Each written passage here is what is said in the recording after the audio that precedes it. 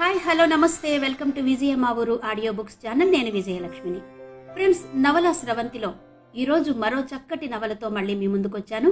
ఈరోజు మీకు వినిపిస్తున్న నవల శ్రీ ఎంవిఎస్ఎస్ ప్రసాద్ గారి మాను మాకును కాను నవల. ఈ నవల 2019 సంవత్సరంలో స్వాతి పత్రిక వారి అనిల్ అవార్డు సంపాదించుకున్న నవల. సో మరిప్పుడు మీకు వినిపిస్తున్నాను మాను మాకును కాను నవల ఆడియో మొదటి భాగం.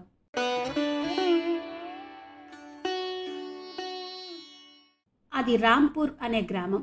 ఆ ఊరిలో modern medical college and hospital అన్న బోర్డున్న 10 అంతస్తుల భవనం అది. ఆ భవనంలో మెడికల్ కాలేజీ ఉంది. పక్కన అంతే పెద్దదైన భవనంలో ఆసుపత్రి ఉంది. ఆ పక్క భవనాలలో కాలేజీకి సంబంధించిన వివిధ విభాగాలున్నాయి. హైదరాబాద్ నగరానికి 100 కిలోమీటర్ల దూరంలో హైదరాబాద్ నిజామాబాద్ హైవేకి దాదాపు 20 కిలోమీటర్ల దూరంలో 100 ఎకరాల సువిశాల స్థలంలో ఉంది ఆ కాలేజీ. చుట్టూ ఎత్తైన ప్రహారీ గోడ కట్టబడి ఉంది. దానిపై ఎలక్ట్రికల్ ఫెన్సింగ్ అమర్చబడి ఉంది. సువిశాలమైన ఆ క్యాంపస్లో మెడికల్ కాలేజీ, 300 పడకలు గల బోధన ఆసుపత్రి, దానికి సంబంధించిన వివిధ విభాగాలు ఉన్నాయి. అక్కడే 1000 మంది విద్యార్థులకి సరిపడా అత్యాధునిక సదుపాయాలున్న హాస్టల్ ఉంది. ఆ హాస్టల్లో మగపిల్లల ఆడపిల్లల విభాగాలు వేరే ఉన్నాయి. అలాగే 2 వర్గాలకి వేరువేరు మెస్లు అరేంజ్ చేయబడ్డాయి. ఆడపిల్లల హాస్టల్ చుట్టూ అత్యాధునిక రక్షణ వలయం కలిగిన ఫెన్సింగ్ ఉంది. అదే క్యాంపస్లో మెడికల్ కాలేజీలో పనిచేసే బోధనా సిబ్బందికి, నర్సులకి, మెడికల్ కాలేజీ ఆసుపత్రికి సంబంధించిన వివిధ భాగాలలో పనిచేసే వాళ్ళకి క్వార్టర్స్ కట్టారు. అలాగే అత్యవసరంగా అవసరమయ్యే ఎలక్ట్రికల్, ప్లంబింగ్ పనులు చేసే వాళ్ళకి కూడా అక్కడే నివాస సదుపాయం కల్పించారు. ఆ కాలేజీ క్యాంపస్లోనే అన్ని సదుపాయాలు ఉన్న సూపర్ కాంప్లెక్స్ నిర్మించబడి ఉంది. అందులోనే పెద్ద మాల్ ఉంది. అక్కడ గుండు సూది నుంచి సూపర్ కంప్యూటర్ వరకు అన్నీ దొరుకుతాయి. Spa, beauty parlour, net cafe లాంటి ఆధునిక సౌకర్యాలు ఆ భవనంలోనే కల్పించారు. అక్కడ ఒక పెద్ద బుక్ షాప్ ఉంది. అందులో మెడిసిన్కి సంబంధించిన అన్ని రకాల పుస్తకాలు, పరికరాలు వగైరా దొరుకుతాయి. జిమ్ కూడా ఉంది. అలాగే రంగురంగుల పూల మొక్కలు, అరుదైన అందమైన వృక్షాలు గల పార్క్ కూడా అదే ప్రాంగణంలో ఏర్పాటు చేశారు. ఒక విద్యార్థి లేక విద్యార్థిని అక్కడకు వస్తే కేవలం అప్పుడప్పుడు తల్లిదండ్రులను, బంధువులను చూడడానికి బయటకు వెళ్ళాలి తప్ప ఇంకే విషయానికి క్యాంపస్ దాటి వెళ్లాల్సిన అవసరం లేదు. లోపలికి విద్యార్థిగారా, మెడిసిన్ డిగ్రీ చేతబట్టుకు బయటకు వెళ్ళు అన్నట్టుంటుంది మోడర్న్ మెడికల్ కాలేజీ. క్యాంపస్లో ఎక్కడికక్కడ రక్షక సిబ్బంది నియమింపబడి ఉన్నారు. ప్రతి విభాగానికి సంబంధించిన రక్షణ సిబ్బంది విధులు స్పష్టంగా నిర్దేశించబడ్డాయి. అలాగే ప్రతి విభాగానికి ఒక అధిపతిని నియమించారు. అతను ఆ విభాగంలో భద్రతకి పూర్తిగా పూచీదారు. ప్రతి విభాగానికి సీసీ కెమెరాలు అమర్చబడి వాటిని 24 గంటలు పర్యవేక్షించే ఏర్పాటు చేయబడింది. కేంద్ర రక్షణ విభాగం ప్రతి నిమిషం ఆ క్యాంపస్లో ఏ మూల ఏం జరుగుతుందో పసిగడుతూ ఉంటుంది. నిజానికి అది ఒక మెడికల్ కాలేజీ అయినా అక్కడ రక్షణ వ్యవస్థ సున్నితమైన ప్రభుత్వ సంస్థని మించిపోయి ఉంటుంది. అక్కడ ఉండి చదువుకునే వాళ్లకు అత్యంత భద్రత కల్పిస్తోంది కాలేజీ యాజమాన్యం. కనుక అక్కడ మెడిసిన్ చదవడానికి దేశ విదేశాలలోని అత్యంత ధనికుల పిల్లలను పంపిస్తారు. మేనేజ్మెంట్ తమకు నచ్చిన వాళ్లను ఎంపిక చేసుకోవచ్చు. వాళ్ళు ఏ భాష, ఏ జాతి, ఏ రాష్ట్రం, ఏ దేశం వాళ్ళన్నది కాలేజీ యాజమాన్యం పట్టించుకోదు. ప్రభుత్వ రూల్స్ ప్రకారం కొంతమందిని యాజమాన్యం తమ కోటాలో తమకు ఇష్టమైన స్టూడెంట్స్ని కొంతమందిని చేర్చుకుంటుంది. అయితే అక్కడ ఫీజు కోట్లలో ఉంటుంది. అలాగే హాస్టల్ వగైరాలకి లక్షల్లో అవుతుంది.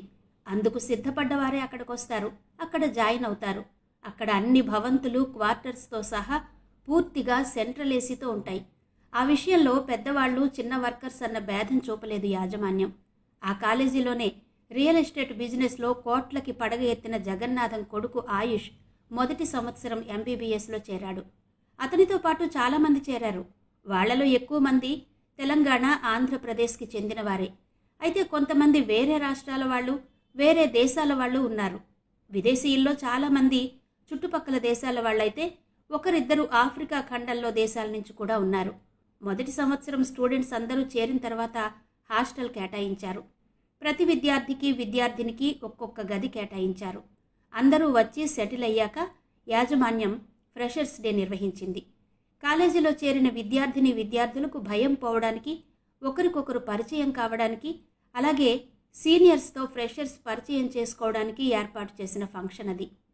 ర్యాగింగ్ లాంటివి పాల్పడే వారి పట్ల యాజమాన్యం నిర్దాక్షిణ్యంగా వ్యవహరిస్తుంది. అందుకని ఏ విద్యార్థి కానీ విద్యార్థిని కానీ జూనియర్లను ఏడిపించడం లాంటివి ఆ కాలేజీలో మచ్చుకైనా కనపడవు. ఫ్రెషర్స్ డే ఫంక్షన్ అంగరంగ వైభవంగా జరిగింది. కొత్త పాత అనేది లేకుండా విద్యార్థులందరూ కలిసి రకరకాల నృత్యాలు చేశారు, పాటలు పాడారు, కేరింతలు కొట్టారు. కొత్త వాళ్ళు ఒక్కొక్కరే స్టేజ్ మీదకి వచ్చి తమని తాము పరిచయం చేసుకున్నారు. అప్పుడు సీనియర్లతో పాటు అందరూ చప్పట్లు చరిచి వారిని ఉత్సాహపరిచారు. విదేశీ విద్యార్థులు వచ్చినప్పుడు చప్పట్లు మరింత గట్టిగా వినిపించడం ముదావహం. 2 రోజుల తర్వాత మొదటి సంవత్సరం విద్యార్థులకు క్లాసులు ప్రారంభమయ్యాయి. ఆ రోజు ప్రిన్సిపల్ డాక్టర్ రామరాజు కొత్తగా చేరిన అందరినీ ఉద్దేశించి ప్రసంగించారు. ప్రసంగం ఇంగ్లీష్లో సాగింది. డియర్ స్టూడెంట్స్, మీరందరూ 4 సంవత్సరాల కాలంలో డాక్టర్స్ అవ్వబోతున్నారు. ఈ 4 సంవత్సరాలు తర్వాత 1 సంవత్సరం హౌస్ సర్జన్సీ మీ జీవితంలో అతి ముఖ్యమైన సమయం. మీరు మంచి వైద్యులవుతారా లేక సాదాసీదా డాక్టర్ అవుతారా అన్న విషయానికి ఈ సమయంలోనే బీజాలు పడతాయి. కనుక మీరందరూ ఎంతో శ్రద్ధగా జాగ్రత్తగా ఈ సమయం వినియోగించుకోవాలి. ఎవరికి ఏ సందేహం వచ్చినా ఏమాత్రం మొహమాట పడకుండా వెంటనే అడిగి తెలుసుకోవాలి. వేరే డిగ్రీల వాళ్ళు ఉద్యోగరీత్యా వేరే లైన్లోకి వెళ్ళిపోతే అప్పుడు వాళ్ళు చదువుకున్నది మర్చిపోయే అవకాశం ఉంది. మనం ఇంజనీర్లు చదువుకున్నది జీవితకాలం మర్చిపోకూడదు. మరీ ముఖ్యంగా మనం చదివింది జీవితాంతం గుర్తుపెట్టుకోవాలి. ఎందుకంటే మనం చేసేది ప్రతి పని ఒక మనిషి ప్రాణంతో ముడిపడి ఉంటుంది. కొన్ని కోట్ల మందిలో భగవంతుడు మనుషులకు సేవ చేసే అవకాశం మనకు ఇచ్చాడు. మనం బతికి ఉన్నంత వరకు సేవా దృక్పథంతోనే ఉండాలి, సంచరించాలి. మనం మన జీవితాన్ని ఇంకొకరికి కొత్త జీవితం అందించడానికి వినియోగించాలి. మనం అందరం డాక్టర్లు కాగానే హిపోక్రేట్ ఓత్ తీసుకుంటాం. దాన్ని మనం అందరం ఎల్లవేళలా మనస కర్మణ వాచ పాటించాలి. ఇక మీ సహ విద్యార్థులతో స్నేహపూర్వకంగా మెలగాలి. మీ ఉపాధ్యాయుల పట్ల గౌరవ భావంతో ప్రవర్తించాలి. ఈ క్యాంపస్లో ఉన్న అందరం స్నేహితులం. అలాగే కలిసి ఉండాలి, అలాగే విడిపోవాలి. ఇక్కడ క్రమశిక్షణకి ప్రథమ స్థానం. ఎవరు దానిని అతిక్రమించినా అతి తీవ్రమైన శిక్షలుంటాయి. దయచేసి అందరూ క్రమశిక్షణకి కట్టుబడి ఉండండి. దానిని అతిక్రమించి అనవసరంగా మీ జీవితాలను నాశనం చేసుకోకండి. మనం చదువుకోవడానికి వచ్చాం. చక్కగా చదువుకుని మన లక్ష్యం సాధిద్దాం. మామూలు విద్యార్థులుగా వచ్చి డాక్టర్లుగా వెళ్లడమే ఈ మెడికల్ కాలేజీ ప్రత్యేకత. All of you best of luck. అందరూ చప్పట్లు కొట్టారు. ప్రిన్సిపల్ డాక్టర్ రామరాజు ప్రతి ఒక్క కొత్త స్టూడెంట్కి షేక్ హ్యాండ్ ఇచ్చాడు. స్టూడెంట్స్కి రెగ్యులర్ క్లాసులు స్టార్ట్ అయ్యాయి. మొదటి రోజు అనాటమీ క్లాస్ అయిన తర్వాత అందరినీ శవాలను డిసెక్ట్ చేసే హాల్కి తీసుకెళ్లారు. అక్కడ వరుసగా పడుకోబెట్టిన శవాలను చూసిన స్టూడెంట్స్లో కొంతమంది కంగారు పడితే కొంతమంది భయపడ్డారు. ఇంకొంతమంది అక్కడి వాసనకి వికారం పాలయ్యారు. అనాటమీ ప్రొఫెసర్ స్టూడెంట్స్ని ఉద్దేశించి, డియర్ స్టూడెంట్స్, మీరెవ్వరూ ఏమీ భయపడక్కర్లేదు. మనం బతికున్న మనుషులను చూసి భయపడాలి గాని పాపం నిర్జీవంగా పడి ఉన్న శవాలను చూసి ఎందుకు భయపడడం? ఎనివే 2 రోజుల్లో మీరే అలవాటు పడిపోతారు అంటూ అందరికీ ధైర్యం చెప్పాడు. ఆ తర్వాత 2 రోజులు అనాటమీ క్లాస్ అయిన తర్వాత స్టూడెంట్స్ అందరినీ శవాల చుట్టూ స్టూల్స్ వేసుకుని శవాలను చూస్తూ కూర్చోమన్నారు. అలా మెల్లిగా స్టూడెంట్స్కి భయం పోయింది. తమ చదువులో శవ జాగరణం కూడా ఒక భాగమని వాళ్ళు తెలుసుకున్నారు. మెల్లిగా దాదాపు అందరూ విద్యార్థులు కాలేజీ వాతావరణానికి, హాస్టల్ జీవితానికి, మెస్ తిండికి అలవాటు పడ్డారు. కానీ ఒకరిద్దరు ఇంకా ఇబ్బంది పడుతూనే ఉన్నారు. వాళ్లలో ఒకరు ఆఫ్రికా ఖండంలో కెన్యా దేశం నుంచి వచ్చిన గుగు అనే అమ్మాయి. మొదటిసారిగా తల్లిదండ్రులను వదిలి రావడం, దేశం కాని దేశంలో అంతా కొత్త వ్యక్తుల మధ్య బతకడం, ఆహార విహారాలలో ఎంతో మార్పు, వీటన్నిటికీ తట్టుకోలేకపోయింది. ఎంత సెల్ ఫోన్ ఉన్నా తల్లిదండ్రుల్ని రోజు చూస్తూ వీడియో కాల్లో మాట్లాడినా ఆ దూరం తను అనుభవిస్తోంది. ఒకరిద్దరు అమ్మాయిలు కలగచేసుకుని ధైర్యం చెప్పే ప్రయత్నం చేశారు. కానీ గుగు రోజు ప్రొద్దున్న సాయంత్రం కన్నీళ్లు పెట్టుకుంటూనే ఉంది. గుగు పక్క రూంలో ఉంటున్న నివేదిత, ఎందుకు గుగు అలా బాధపడతావు? మేమందరం కూడా తల్లిదండ్రులను వదిలి దూరంగా వచ్చిన వాళ్ళమేగా అంది. నివేదిత, మీ అమ్మా నాన్నలు గంట దూరంలో ఉన్నారు. నువ్వెప్పుడు కావలిస్తే అప్పుడు వెళ్ళి చూసి రావచ్చు.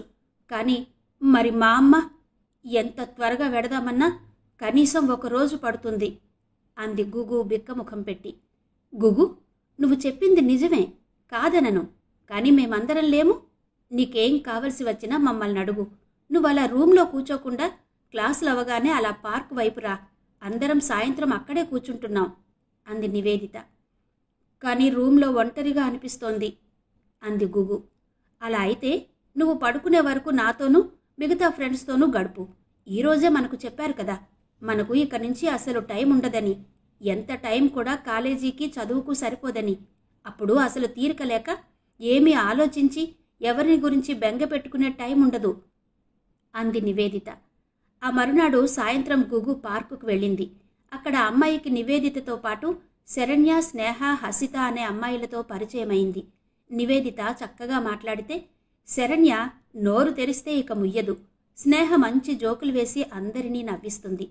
హసిత సార్థక నామధేయురాలిగా అలా నవ్వుతూనే ఉంటుంది. వాళ్ల సాన్నిహిత్యం గుగులో కొత్త ఉత్సాహం నింపింది. కాలేజీలో చేరిన తర్వాత మొదటిసారిగా నవ్వింది గుగు. అక్కడున్న అమ్మాయిలంతా సంతోషించారు. అది మొదలు గుగు రోజూ సాయంత్రం ఆ నలుగురిని కలుస్తూ ఉండడం మొదలుపెట్టింది. వాళ్ళు గుగుని ఉత్సాహపరుస్తూనే ఉన్నారు. గుగు క్రమంగా తన బెంగని, భయాన్ని దూరం చేసుకోవడం నేర్చుకుంది. అయితే ఆమెకి ఒక సమస్య ఇంకా ఉంది. గుగుకి అసలు తెలుగు రాదు. ఇంగ్లీష్ కూడా ఓ మాదిరిగా వచ్చు. అది కూడా జర్మన్ స్లాంగ్తో మాట్లాడుతుంది. ఎందుకంటే కెన్యాలో కొన్ని ప్రాంతాల్లో జర్మన్ భాష మాట్లాడతారు. కనుక అమ్మాయిల మధ్య కమ్యూనికేషన్ కొంత ఇబ్బందిగానే ఉంది. అయితే అవసరం కొత్త విషయాన్ని కనిపెట్టడానికి అమ్మ అన్న ఆంగ్ల సామెత గుర్తు చేసుకుంటూ వాళ్ళు మెల్లిగా ఒకళ్లతో ఒకళ్ళు మాట్లాడడం నేర్చుకుంటున్నారు. అసలు జీవితం కంటే పెద్ద బడి, అనుభవాల కన్నా పెద్ద మాస్టర్లు ఎక్కడున్నారు?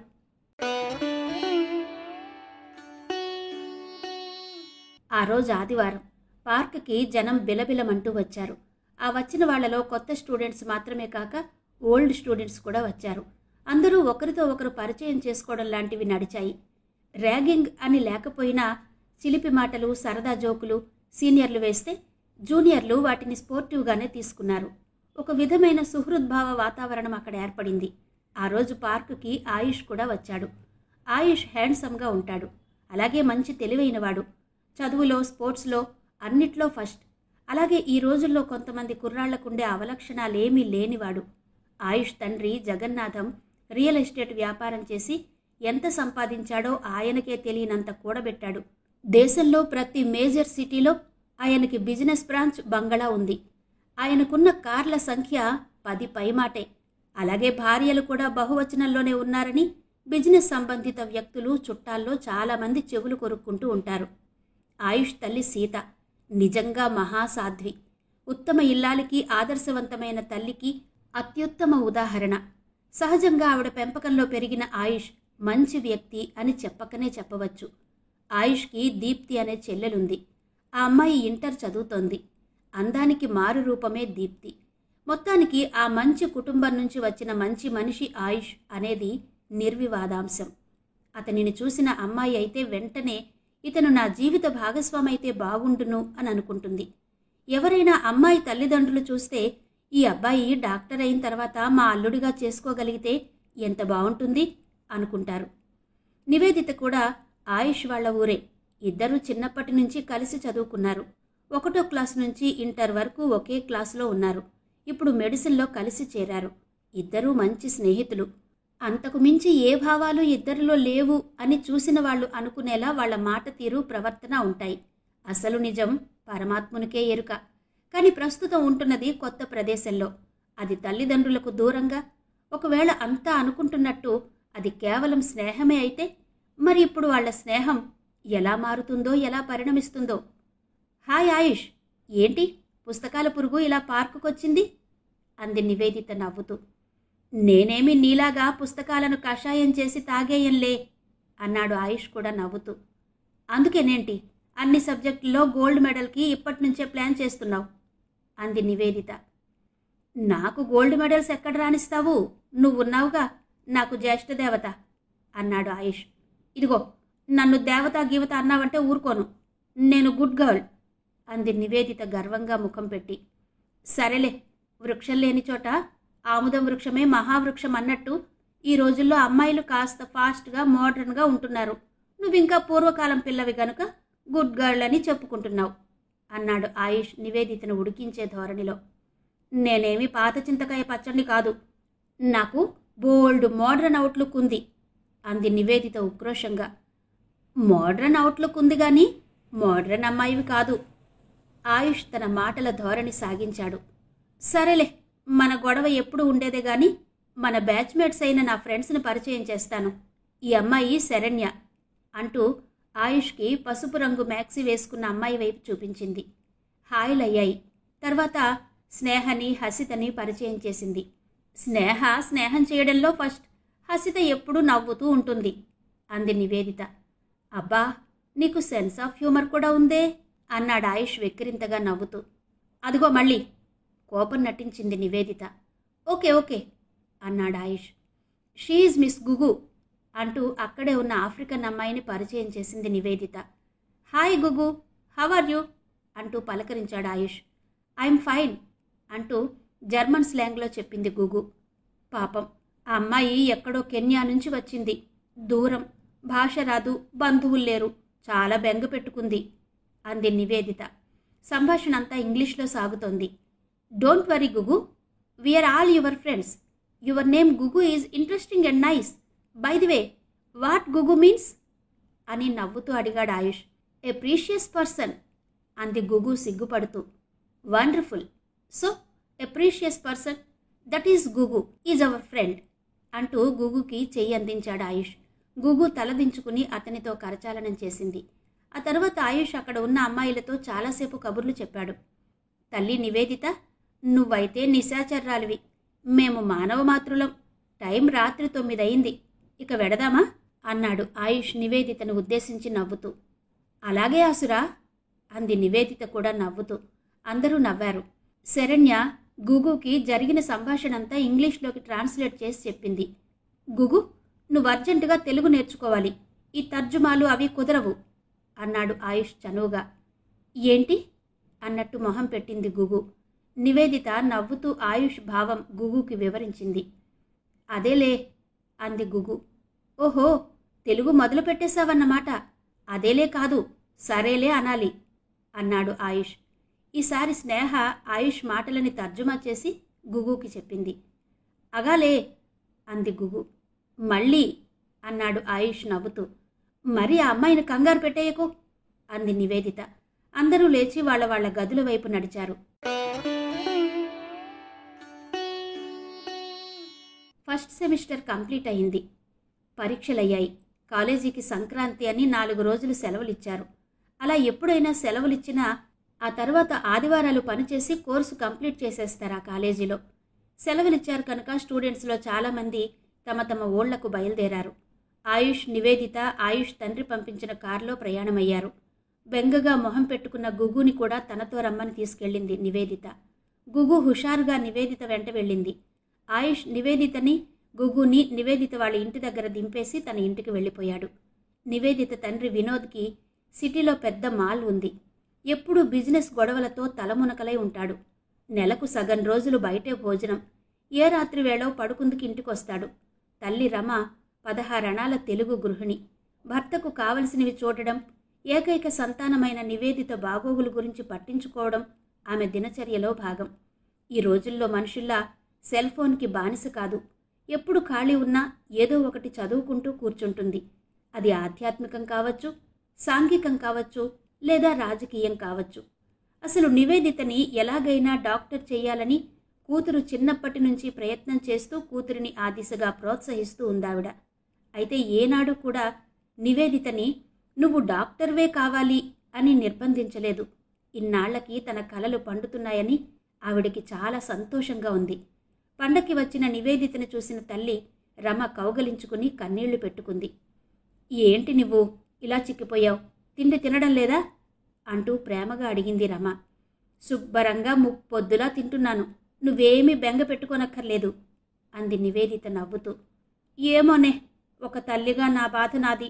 నువ్వేం తింటున్నావో, ఎలా ఉంటున్నావో అని అనుక్షణం ఆలోచిస్తూ ఉంటాను అంది రమ ఆప్యాయంగా కూతుర్ని చూస్తూ. నువ్వనవసరమైన ఆలోచనలు పెట్టుకుని ఆరోగ్యం పాడు చేసుకోకు అంది నివేదిత. అబ్బో, మా అమ్మాయిలో అప్పుడే డాక్టర్ లక్షణాలు వచ్చేశాయే అంది రమ గర్వంగా. అది సరే, నాన్న ఏడమ్మా? ఆయన సంగతి నీకు తెలియందేముంది తల్లి. ఆయన పెద్ద పండగ రోజు ఇంటి పట్టునుంటే అదే పెద్ద భాగ్యం అంది రమ. అవునే నువ్వు? ఈ అమ్మాయి ఎవరే? ఇందాకటి నుంచి అలా బయట నుంచుండిపోయింది అంది రమ మెయిన్ డోర్ బయట నుంచున్న గుగుని ఉద్దేశించి. నివేదిత అప్పటి వరకు గుగుని గమనించనే లేదు. తన వెంటే లోపలికొచ్చింది అనుకుంది. Come Gugu, why are you standing? This is my house. Please treat this as your house అంటూ గుగుని చెయ్యి పట్టుకుని లోపలికి తీసుకొచ్చింది నివేదిత. ఆ పిల్లెవరే? మరీ అంత కర్రిమొద్దులో ఉంది. ఆ ముఖం అది మన దేశస్త్రాలు కానట్టుంది అంది రమ నివేదిత చెవిలో మెల్లగా. మరి అలా అన్యాయంగా మాట్లాడతావేంటి? రంగు రూపురేఖలు భగవంతుడే ఇస్తాడని అస్తమాను అంటూ ఉంటావుగా అంది నివేదిత కూడా మెల్లిగా. She is my friend గుగు. This is my mother Rama అంటూ ఒకరికొకరిని పరిచయం చేసింది నివేదిత. నమస్తే అంది గుగు రమకి చేతులు జోడిస్తూ భయం భయంగా ఇంట్లోకి అడుగు పెడుతూ. నమస్తే, తెలుగు వచ్చా అమ్మా అని అడిగింది రమ. కంచం వట్టు అంది గుగు ముద్దగా. నీ తెలుగు తెల్లవారినట్టే ఉంది అని మనసులో అనుకుంది రమ. అమ్మా, ఆ అమ్మాయి ఎక్కడో ఆఫ్రికా ఖండంలో కెన్యా దేశం నుంచి వచ్చింది.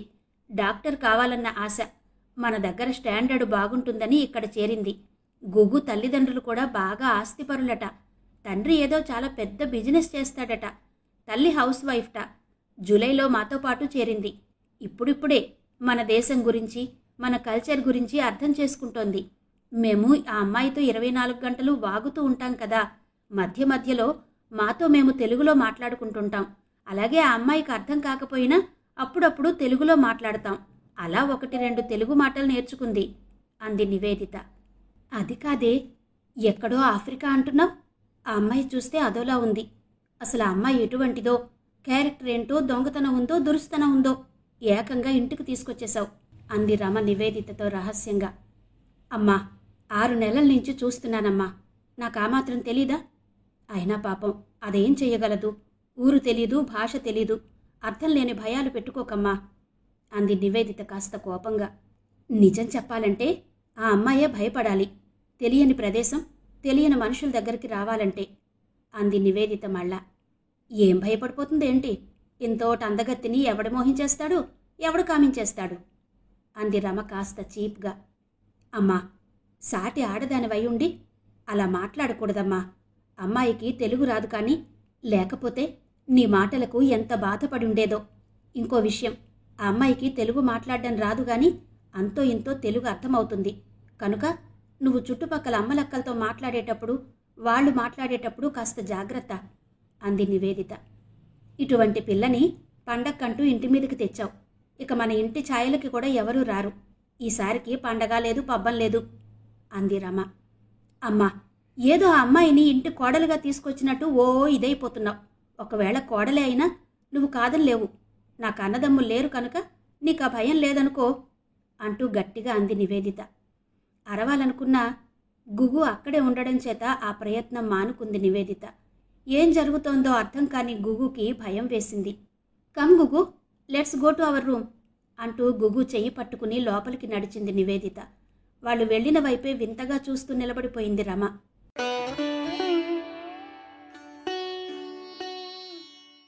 నివేదిత, గుగు ఆ ఊరు వచ్చిన మరునాడు ఆయుష్ ఇంటికి వెళ్లారు. ఆయుష్ తండ్రి జగన్నాథం, తల్లి సీత ఇంట్లోనే ఉన్నారు. ఆయుష్ ఇంటికి వచ్చిన ఇద్దరినీ హృదయపూర్వకంగా ఆహ్వానించాడు. వాళ్లని తన తల్లిదండ్రులకు పరిచయం చేశాడు. గుగు గురించి చెప్పాడు. ఆయుష్ తల్లిదండ్రులకు చేతులు జోడించి నమస్తే అంది గుగు. జగన్నాథం నవ్వుతూ, సీత, ఈ పాడుమొహంది పండగ పూట మా ఇంటికి ఎందుకు వచ్చింది అన్నట్టు సీరియస్గా ముఖం పెట్టి ప్రతి నమస్కారం చేశారు. జగన్నాథం ఇంగ్లీష్లో, చాలా ధైర్యంగా మీ దేశం నుంచి ఇంత దూరం వచ్చి చదువుకుంటున్నావు. బాగుంది. నీలాంటి డాక్టర్ల అవసరం మీ దేశంలోనూ మీ ఖండంలోనూ బాగా ఉంది. ఏదైనా సూపర్ స్పెషాలిటీ కోర్స్ చేసి అప్పుడు మీ దేశానికి వెళ్ళు. డబ్బులు ఇబ్బంది లేదంటున్నావు కనుక పేదలకు ఉచిత వైద్యం చెయ్యొచ్చు. వాళ్ళు సంతోషిస్తారు. దేవుడు దీవిస్తాడు అన్నాడు నవ్వుతూ. తప్పకుండా ప్రయత్నిస్తాను సార్ అంది గుగు కూడా ఇంగ్లీష్లో. నాన్నగారు, నివేదితని గుగ్గుని తీసుకుని సరదాగా అమ్మమ్మగారి ఊరు వెడదాం అనుకుంటున్నాను అన్నాడు ఆయుష్. వెళ్ళండి, దానికి చెప్పేదేముంది. కానీ ఉన్న 2 రోజులు అక్కడ ఇక్కడ తిరిగావని మీ అమ్మ బాధపడుతుందేమో చూసుకో అన్నాడు జగన్నాథం.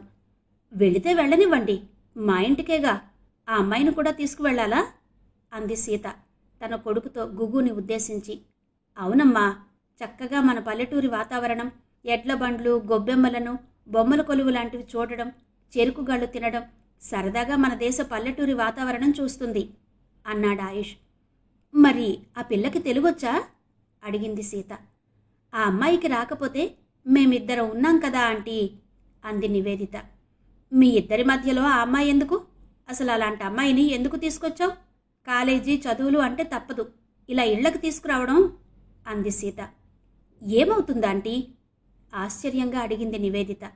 అలా నల్లగా సిద్ధిలా కురూపిగా ఉన్న పిల్లని, ఎక్కడో ఆఫ్రికా ఖండంలో పిల్లని మన ఊరు తీసుకువెళితే ఏం బాగుంటుంది అంది సీత తన కొడుకుతో. నివేదితకి తన తల్లి మాటలు గుర్తువచ్చి సీత మాటలు విని నషాలను కంటింది. ఆడదానికి మగాళ్ళు మృగాళ్ళు శత్రువులు అంటున్నారు ఇప్పుడందరూ, కానీ పూర్వీకులు చెప్పినట్టు ఆడదానికి ఆడదే శత్రువు, నిజం చెప్పాలంటే అతి పెద్ద శత్రువు అనుకుంది నివేదిత. అదేంటాంటీ మీరు కూడా అలా మాట్లాడతారు? ఆ అమ్మాయి కూడా మాతో చదువుకుంటోంది, రేపు డాక్టర్ అవుతుంది. ఆ అమ్మాయి మీ కోడలుగా వచ్చేయడం లేదు కదా అంది నివేదిత. అదేంటి నివేదిత అలా అంటున్నావు? మీరు వెళ్ళేది పల్లెటూరు కదా, అంతా వింతగా చూస్తారు, అందుకని అంటున్నాను అంది సీత సంజాయిషి ఇచ్చుకుంటున్న ధోరణిలో. ఏమీ పర్వాలేదాంటీ, ఎవరిష్టపడితే వాళ్లే దగ్గరకు వస్తారు. అలాగే మమ్మల్ని కావాలి అనుకున్న వాళ్ళకి ఆమె ఏమీ అవరోధం కాదు కదా. ఆ అమ్మాయికి తెలుగు రాదు, కానీ వస్తే మీ మాటలకి ఎంత బాధపడి ఉండేదో అంది నివేదిత. మొదటిసారిగా నివేదిత నోట అటువంటి మాటలు విన్న సీత కించిత్ ఆశ్చర్యపోయింది. సీతకి నివేదిత తన కొడుకు చిన్నప్పటి నుండి కలిసి చదువుకోవడం, కలిసి ఆడుకోవడం వలన ఇంట్లో పిల్లలా ఉండేది. అందాల రాశిలో ఉన్న నివేదితను చూసి ముచ్చట పడేది. నివేదిత తెలివితేటలు చూసి అబ్బురపడేది. చాలాసార్లు చాలామంది తల్లుల్లాగే తన కొడుక్కి నివేదితని ఇచ్చి పెళ్లి చేయాలని అనుకుంది. నివేదిత మనస్సులో ఆయుష్కి స్థానం ఉందని గ్రహించింది సీత. ఆ మాటే భర్త జగన్నాథంతో అంది. ఆయన కూడా ఆ ప్రస్తావనకి సంతోషించాడు. వాళ్ళు ఒకళ్ళకొకళ్ళు బాగా సరిపోతారన్నాడు. అయితే వాళ్ళు బాగా చిన్నపిల్లలని, వయస్సు వచ్చాక సమయం సందర్భం చూసుకుని నివేదిత తల్లిదండ్రులైన రమా వినోదులతో మాట్లాడొచ్చని అన్నాడు. అయితే ఆ గుగు లేకపోతే ఇంకో భౌభౌ నివేదితకి ఏ విషయంలోనూ సరితూగరని, తన కోడలు కావడానికి పోటీ పడరని సీతకి బాగా తెలుసు. అందుకనే పెద్దగా బాధపడలేదు. కానీ ఆ గుగు తన తల్లి ఇంటికి వెళ్లడం సీతకి ఎందుకో ఇష్టపడ్డం లేదు. ఎందుకు అంటే అదంతే. మొత్తానికి తల్లిని ఒప్పించి నివేదిత గుగులతో అమ్మమ్మగారి ఊరికి బయలుదేరాడు ఆయుష్. తన మనవడిని చూసి బ్రహ్మానందపడిపోయింది ఆయుష్ అమ్మమ్మ తాయారమ్మ. ఏరా మనవడా, డాక్టర్ అవుతున్నావట కదా, ఇంకా నీ దగ్గరే నా వైద్యం. ఆ ఆచారిచ్చే మందులు మింగలేక చస్తున్నాను. కానీ ఒక మాట రోయ్, నువ్వు డాక్టర్ అయ్యాక నాకు తియ్యటి మందులు ఇవ్వాలి, ఇంజక్షన్లు ఇవ్వకూడదు అంది తాయారమ్మ నవ్వుతూ. అమ్మమ్మ, నేను ఇంగ్లీష్ డాక్టర్ని అవుతాను, నేనిచ్చే మందులు చేదుగానే ఉంటాయి. పోనీలే, నువ్వు మా అమ్మమ్మవి కనుక ఇంజక్షన్లు ఇవ్వంలే. అదిరా నా మనవడంటే, నేను నువ్వు డాక్టర్ అయ్యేదాకా బతికి బాగుండాలే గాని అప్పుడు నా వైద్యం నీ దగ్గరే అంది తాయారమ్మ ఆయుష్ బుగ్గలు నొక్కుతూ. ఆప్యాయతకు అద్దం పట్టే ఆ దృశ్యం చూసిన నివేదిత ఆనందంతో తబ్బిబ్బయింది. గుగుకి భాష రాకపోయినా విషయం కొంతవరకు అర్థమైంది. భారతీయ అనుబంధాలలో మాధుర్యం మొదటిసారిగా చూసింది. అమ్మాయి, నువ్వు పప్పన్నం ఎప్పుడు పెట్టిస్తావు అంటూ నివేదితని నవ్వుతూ అడిగింది తాయారమ్మ. ఏం బామ్మగారు, మీ ఊళ్ళో పప్పులు దొరకడం లేదా అంటూ తాయారమ్మని ఆట పట్టించింది. ఊరుకోవే కొంటె మనవరాలా, పెళ్ళెప్పుడు? నువ్వు కూడా డాక్టర్ అవుతున్నావట కదా, డాక్టర్నే పెళ్లి చేసుకుంటావేమో. మా మనవణ్ణి చేసేసుకో, చిన్నప్పటి నుంచి కలిసి చదువుకున్నారు కదా అంది తాయారమ్మ నవ్వుతూ. నేనింకా డాక్టర్ అవ్వాలి, ఆ తర్వాతే పెళ్ళి గిళ్ళి. అయినా మీ మనవడి కంటే అందగాడు తెలివైనవాడు నాకు దొరక్కపోడు అంది క్రీగంట ఆయుష్ని చూస్తూ. గాడిద గుడ్డు కాదు, మా మనవడి లాంటివాడు ఈ భూప్రపంచంలో దొరకడు అంది తాయారమ్మ గర్వంగా. ఆహా అంది నివేదిత. అమ్మమ్మ, ఇంకా చదువు ఉంది, జీవితంలో సెటిల్ అవ్వాలి, ఆ తర్వాత నువ్వు నివేదిత ఇప్పుడు గొడవ పడిపోక్కర్లేదు. అయినా నువ్వన్నట్టు నీ మనవణ్ణి వెతుక్కుంటూ భూలోక సుందరి, రంభ, ఊర్వశి లాంటి అమ్మాయి వస్తుంది అన్నాడు ఆయుష్ కొంటెగా నివేదిత వైపు చూస్తూ. అవును, కాలేజీలో రోజు నేను చూస్తున్న క్యూ అదే కాబోలు అంది నివేదిత. ఎస్ అన్నాడు ఆయుష్. ఇంతకీ ఈ నల్లపిల్లెవర్రా అంటూ గుగుని గురించి అడిగింది తాయారమ్మ. తరాలు మారినా మనుషులు మారినా ఆడబుద్ధి మారదనుకుంటాను అనుకుని పళ్ళు నూరుకుంది నివేదిత. ఏం బామ్మగారు, మీ మనవడికి చేసుకుంటారా? ఆ అమ్మాయి రంగు రూపురేఖలు అంత నిశ్చితంగా పరిశీలిస్తున్నారు అని వ్యంగ్యంగా అడిగింది నివేదిత. ఆ పిల్ల ఎవరు అని. ఆ పిల్లకి నా మనవడికి నక్కకి నాగలోకానికి ఉన్నంత దూరం ఉంది అంది తాయారమ్మ పొడిగా. మరి ఆ అమ్మాయి ఎవరు అని అడిగితే బాగుంటుంది, రంగు రూపుల ప్రస్తావన ఎందుకు అంది నివేదిత చిరుకోపంగా. ఊరికే అడిగానమ్మాయి అంది తాయారమ్మ. గుగు అని మా కాలేజీలోనే మాతోనే చదువుతోంది. కెన్యా దేశం నుంచి వచ్చింది. ఆ అమ్మాయికి మన దేశంలో చుట్టాలెవరూ లేరట. తెలుగు కానీ మరే ఇతర భాషలు కానీ రావు. ఏదో ఒకటి అరా తెలుగు ముక్కలు నేర్చుకుంది. పాపం ఒక్కతే ఉంది కదా అని మా ఊరు తీసుకొచ్చాం. అలాగే మీ ఊరు వచ్చాం. పండగ పూట ఇక్కడ అన్ని వింతలు విశేషాలు చూస్తుందని అన్నాడు ఆయుష్. నమస్తే అంటూ తాయారమ్మకి చేతులు జోడించింది గుగు. నమస్కారం అంటూ నమస్కరించింది తాయారమ్మ. అలాగా, అయితే మన పొలాలు, కొబ్బరి చెట్లు చూపించి చెరుకు గడలు తినిపించండి. రేపొద్దున్నే గంగిరెద్దుల మేళాన్ని రమ్మంటాను. అలాగే హరిదాస్కి కబురు పంపిస్తాను. మన ఇంటి ముందు పెద్ద భోగి మంట ఏర్పాటు చేస్తాను. అసలు మీ తాతగారు ఉండే టైంలో ఊరంతా పండగ ఆయన చేతుల మీద జరిపించేవారు అంటూ కళ్ళ నీళ్లు పెట్టుకుంది తాయారమ్మ. అయ్యో, తొందరపడి అనవసరంగా ఆ పెద్దావిడిని నొప్పించానే అనుకుంది నివేదిత. ఆ మరునాడే భోగి. ఇంటి ముందర ఉదయం 4 గంటలకు భోగి మంట ప్రారంభమైంది. కొంచెం సేపటికి ఆ మంట ఆకాశాన్ని అంటుతోందన్న భ్రమ కలిగింది చూసేవాళ్లందరికీ. నివేదిత భోగి మంట వెనక ఉన్న సంప్రదాయం, శాస్త్రీయత గుగుకి వివరించసాగింది. గుగు ఆసక్తిగా అన్నీ వింటూ ఆశ్చర్యంగా చూడసాగింది. అదే సమయంలో తన దగ్గర ఉన్న యాపిల్ ఫోన్లో అంతా రికార్డు చేయసాగింది. తాయారమ్మ తెల్లవారకుండానే తమ పని మనిషి చేత నివేదితతో పాటు గుగుకి కూడా నువ్వుల నూనె రాయించి సున్నిపిండితో వలిపించి మంచి కుంకుడుకాయ రసంతో తలంటు స్నానం చేయించింది. ఇంటి ముందర ఉదయం 4 గంటలకి భోగి మంట ప్రారంభమైంది. కొంచెం సేపటికి ఆ మంట ఆకాశాన్ని అంటుతోందన్న భ్రమ కలిగింది చూసేవాళ్లందరికీ. నివేదిత భోగి మంట వెనక ఉన్న సంప్రదాయం, శాస్త్రీయత గుగుకి వివరించసాగింది. గుగు ఆసక్తిగా అన్ని వింటూ ఆశ్చర్యంగా చూడసాగింది. అదే సమయంలో తన దగ్గర ఉన్న యాపిల్ ఫోన్లో అంతా రికార్డు చేయసాగింది. తాయారమ్మ తెల్లవారకుండానే తమ పని మనిషి చేత నివేదితతో పాటు గుగుకి కూడా నువ్వుల నూనె రాయించి సున్నిపిండితో వలిపించి మంచి కుంకుడుకాయ రసంతో తలంటు స్నానం చేయించింది. నివేదితకి ఎప్పుడో చిన్నప్పుడు అవన్నీ అలవాటున్నా కాలక్రమేణా అన్నీ వదిలేసింది. ఇన్నాళ్లకి మళ్లీ శాస్త్రీయంగా తలంటి పోసుకుంది. గుగుకి అంతా వింతగానూ ఆశ్చర్యకరంగానూ ఉంది. తలంట్లయిన తర్వాత ఇద్దరినీ గదిలో కూర్చోబెట్టి తలారా గవ్వ సాంబ్రాణి ధూపం వేయించింది. గుగుకి అలవాటు లేక ఉక్కిరిబిక్కిరైంది. కొంతసేపటికి సర్దుకుంది. నివేదిత పట్టుచీర కట్టుకుని ముస్తాబయింది. గుగుకి కూడా తాయారమ్మ చీర కట్టిస్తానంటే గుగు ఒప్పుకోలేదు. ఒకటి అలవాటు లేదు, రెండవది చీర తన వంటి మీద ఉంటుందన్న నమ్మకం లేదామెకి. తెల్లవారగానే హరిదాస్ వచ్చి ఇంటిల్లిపాదిని దీవించాడు. తర్వాత గంగిరెద్దుల్ని తీసుకువచ్చి తాయారమ్మ ఇంటి ముందు దాదాపు గంటసేపు ఆడించారు. అది చూసి ఆయుష్, నివేదిత కేరింతలు కొట్టారు. గుగు కూడా ఉత్సాహంగా చప్పట్లు కొడుతూ గంగిరెద్దుల ఆటను పూర్తిగా ఆస్వాదించింది. అప్పుడు మొదటిసారిగా ఊళ్ళో జనం గుగును చూడడం జరిగింది. చాలామంది వింతగానూ ఆసక్తిగానూ చూసి తాయారమ్మను గుగు వివరాలు అడిగి తెలుసుకున్నారు. తాయారమ్మ కుటుంబం అంటే కిట్టని ఒకరిద్దరు, మంత్రగత్తెలంటే ఇలాగే ఉంటారు, ఆ మంత్రగత్తె ఈ ఊరికి రావడం ఊరికి మంచిది కాదు అని గుసగుసలాడుకున్నారు. ఆ మాటలు తాయారమ్మ చెవిన పడ్డాయి. తాయారమ్మ పాతకాలం నాటి మనిషనే చెప్పాలి. ఊళ్ళో మాటలు విన్న ఆవిడకి ఎందుకో అది నిజం కాదు కదా అని చిన్న సందేహం, భయం పట్టుకున్నాయి. ఎందుకైనా మంచిదని తనకు చిన్నప్పటి నుంచి పరిచయం ఉన్న కోయదొరను ఉన్న పళాన రమ్మని కబురు పంపించింది. కోయదొర ఆగ మేఘాల మీద వచ్చాడు. అతనికి వయస్సు 80 సంవత్సరాల పైనే ఉంటుంది. అయితే మంచి ఆరోగ్యంగా ఉన్నాడు. వయస్సు అసలు తెలియడం లేదు. అతని ముఖంలో ఏదో చెప్పలేని వింత వర్చస్సు గోచరిస్తోంది. ఈ రోజుల్లో సైన్స్ అన్నిటినీ కొట్టిపారేసినా అటువంటి వాళ్లకి ఇంకా భూత వర్తమాన భవిష్యత్ కాలాల గురించి చెప్పగలిగే శక్తి ఉందని ఆ చుట్టుపక్కల గ్రామాల్లో నమ్ముతారు.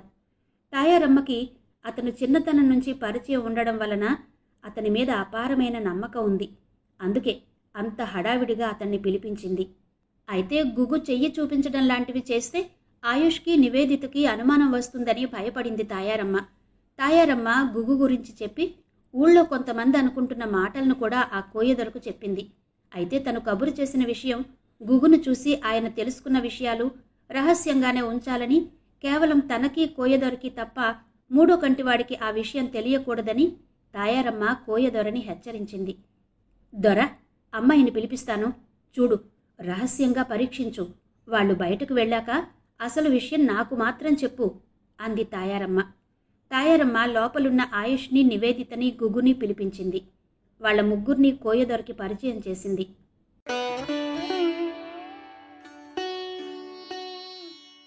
మాను మాకును కాను శ్రీ ఎంవిఎస్ఎస్ ప్రసాద్ గారి నవల ఆడియో మొదటి భాగం విన్నారు కదా. మిగిలిన కథ తర్వాతి భాగాల్లో వినిపిస్తాను. అంతవరకు సెలవు. నమస్తే.